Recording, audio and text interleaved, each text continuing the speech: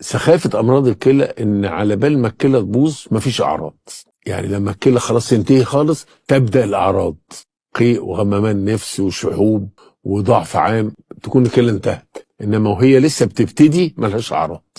وظائف الكلى روتينية، كل 6 شهور روح اعمل وظائف كلى. اللي قاله دكتور حسام موافي حقيقي جدا، الفشل الكلوي ملوش انذار. بس على أرض الواقع أغلب الناس لا بتعمل تحاليل دورية ولا بتقدر ماديا تعمل حاجة، بيتحركوا بس لما الأعراض تظهر، وساعتها بيكون الجسم تعب خلاص. طيب أمال إيه البديل؟ البديل إننا نتفادى من الأول الأكلات اللي بتهلك الكلى على الفاضي، زي المخللات، الشيبسي، الصوص، الأكل الجاهز من بره. كمان وعلى عكس المتوقع اللحمة الكتير كمان بتتعب الكلى، مش بتبني عضل وصحة على الفاضي. طيب أمال ناكل إيه بعد لستة الممنوعات اللي حضرتك قلتها لي دي؟ حضرتك ركز على أكلات تنظف الكلى زي التفاح، الخيار، الجرجير، البنجر، الجزر. واهم حاجه تشرب ميه كتير جدا، لانها ابسط حاجه بتحافظ على الكلى، زي المصفى كده. يعني من الاخر كده، بدل ما تفضل قلقان ان الكلى يحصل لها حاجه ومش هتروح تعمل تحاليل تطمن، يبقى خد بالك من الاول عليها. ولو عاوز تحافظ على صحتك بجد اعمل فولو،